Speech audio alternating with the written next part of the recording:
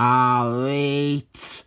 A few months ago, I decided I was never going to review any more Excellent Men comics by Van Morrison, because most of the video would be me being bitter and calling persons who didn't like it idiots who didn't get it.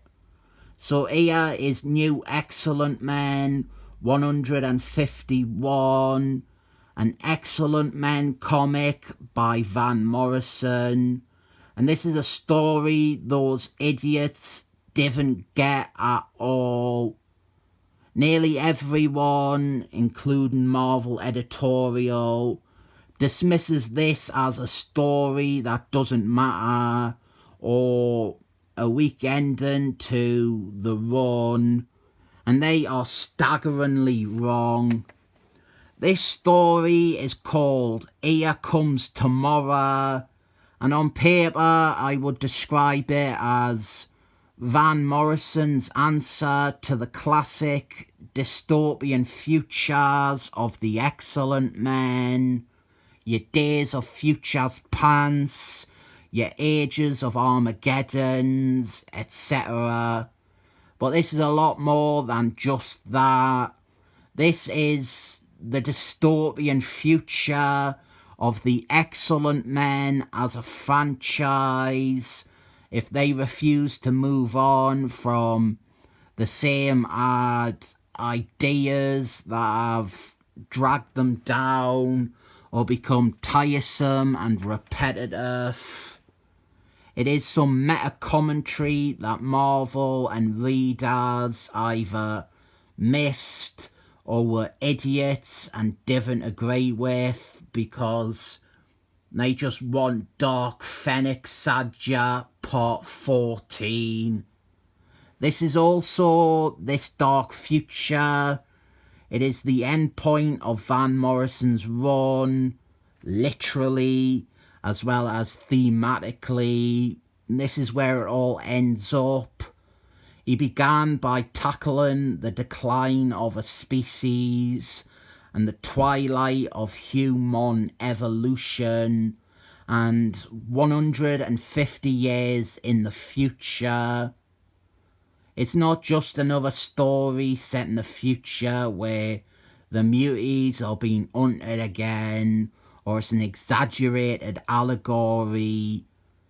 Evolution has reached its end point, and nearly all the species on the planet are on the verge of total extinction.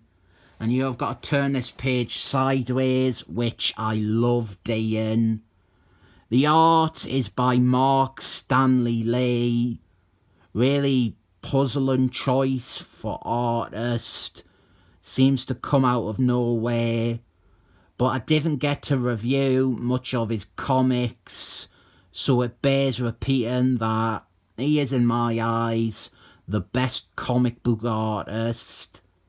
This story, he is great, but we are getting close to the modern digital colouring that, in my opinion, overcomplicates and ruins his clean line work.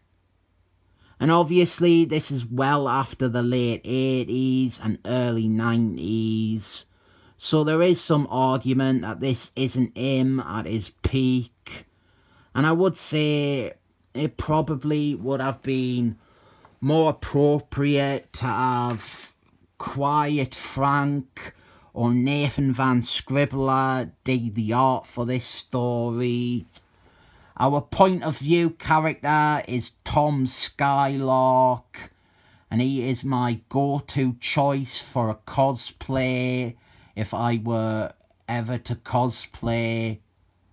Nobody else is gannon as Tom Skylark, and only the best people would recognise it. He has an empathic connection to an odd centennial.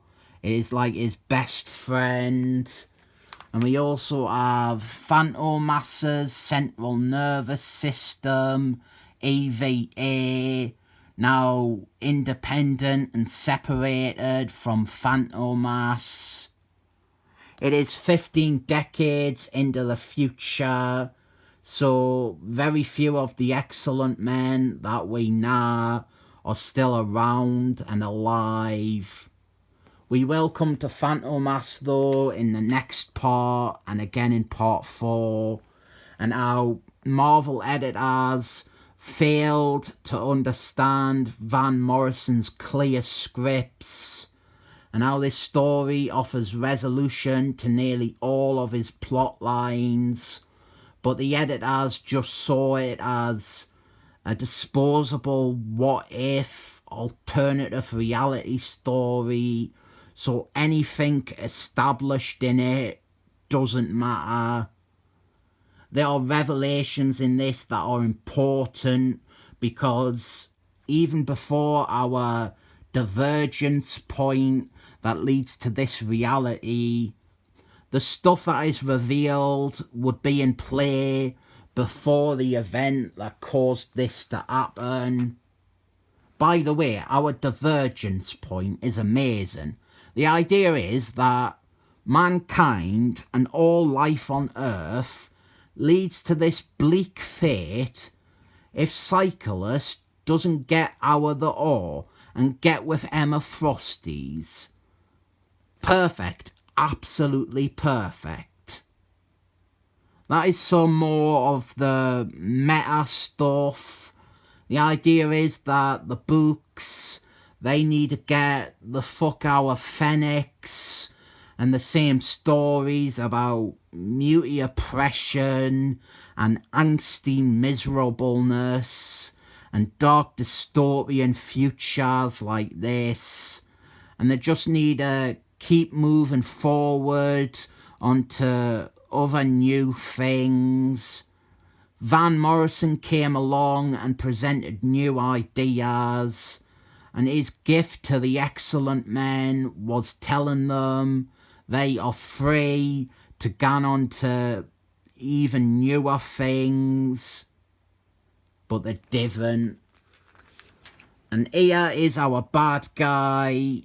In case I sounded like I was down on the art, I'm not. It is great.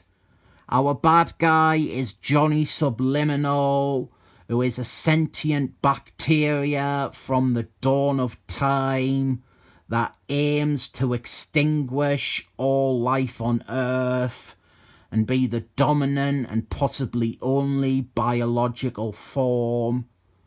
Johnny Subliminal, he was seen earlier in this run, wherein he was depicted as a seedy corporate man called Johnny Subliminal with ties to the Weapon Cross program. But that was just the bacteria possessing a human body like it is DNA, and as later revealed in this story, as we had see it do a few times throughout the run without realising it. But none of this matters in Marvel's eyes, so Johnny Subliminal's origin and his presence throughout the run is ironically as extinguished as he seeks to make life on Earth. e.v.a, she takes Tom Skylark and his Centennial to one of the last communities on the planet. It is a mix of humans and muties and any other humanoid intelligent life form. But unbeknownst to them, Tom's Centennial had been used as a hiding place, like a Trojan horse, for Johnny Subliminal's custom-made species designed to kill life. They are called the Crawlers, and they are like based on some of the genetic material of the long dead excellent men, so they can like fire eye lasers like Cyclist, they can teleport, they can do squealy squealing. And here is another of our main characters, Beak's grandson. In a funny twist, he's totally unlike his granddad. He's like an agile, capable fighter. He is cool. But I take issue with it being identified as his grandson. At the very least, it needs to be his great-great-grandson. This is 150 years after we saw Beak's son be born. For this to be his grandson, this character would be like 75. And then we find out that Johnny Subliminal, he has come into possession of the ultimate means of killing everything on Earth. He has got the Phoenix Egg, which houses the Phoenix Force and the Ore. The Steppenford sisters are still alive. This is one of them things that Van Morrison kind of leaves dangling. Their exact origin, or why they are still alive and look the same a century and a half later. But he does offer a single line of dialogue in the final part. Obviously, Marvel says it doesn't count, so instead they made their origin be some awful rubbish about Phoenix and Emma Frosty's having stillborn, dead clone babies. As the cover gave away, Wolfman is still around, and so is Dr. X's sister, Nurse X. She has wound up on the side of the heroes and is now championing her brother's dream after being one of the major antagonists for the run. In the present day, Cyclist grieves for the Ore, and Emma Frosty's is there. January Jones kind of wore this costume in the film at one point. And this here is what leads to this bleak future. Cyclist refuses to move on. I support life on Earth continuing to develop, so I support Cyclist and Emma Frosty's. 7 thumbs up.